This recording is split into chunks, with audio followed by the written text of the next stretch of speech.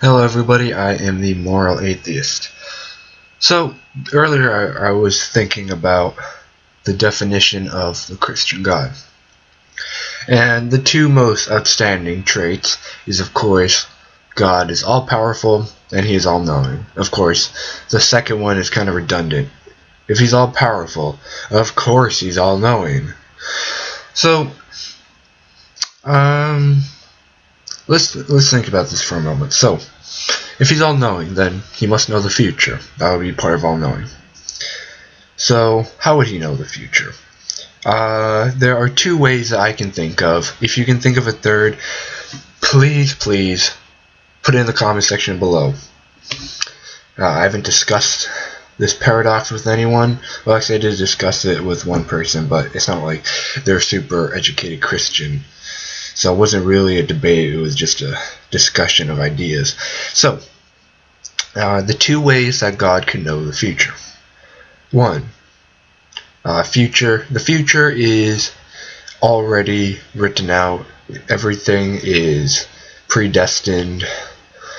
So then God just knows that plan. So let's use an analogy of, say, 5 people are standing on a field and they all have connections to each other, like these 2 people are best friends, these 2 people hate each other, things like that. And there is a ball that they're passing around. So the first point is like saying they have a script for who they are going to pass the ball to, and God knows who it's going to end up for the last person, because He has the script and He knows what the script says. So in that way He would know the future. But if everything is predestined or preordained, then how can there be free will? Because free will is having the ability to choose, in a simplified definition. So if everything is predestined, then there is no choice. Everything happens because it's part of the script. It's like assuming that all the actors follow the script completely. Actors in a movie don't have free will to do what they want. They can't start dancing at a random moment. Maybe if it's a semi-improv comedy, sure, but for movies that dancing around is completely uncalled for, they can't do it. They have to stick to the script. So they don't have free will. Or, number 2, God knows the future because He's all-knowing, and we do have choices, but we have lots of choices. So like if there are 4 other people on the field, who you're going to pass the ball to? Well, you got 4 options, of course, and we have a choice of who to pass it to, and then it goes on and on and on. People pass it to one of the other 4 people, and then God knows who it will end up for the last person, because He's all-knowing. He knows exactly what conditions will arise that will lead to the true choice, the one that will actually happen. So like, will you go to McDonald's or Burger King for lunch?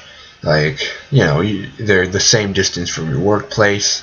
It takes the same amount of time to go to either one, but you're not sure if you feel like McDonald's French fries or chicken McNuggets or a Whopper by the time it gets to lunchtime. But then God is all-knowing, so He foresees that you're going to be called out to help your boss lift something to a sub-office that's like a 30-second walk from McDonald's, but a 5-minute walk to Burger King. So like, what the hell, I'm going to go to McDonald's. So God is all-knowing. He knows that is going to happen, and then He knows what those conditions, like if these conditions happen, what will the outcome be?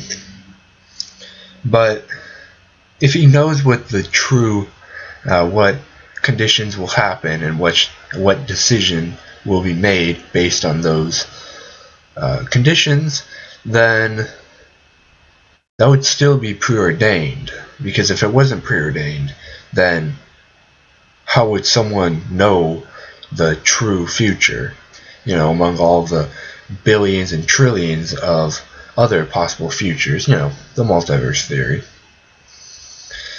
And then that goes back to number one.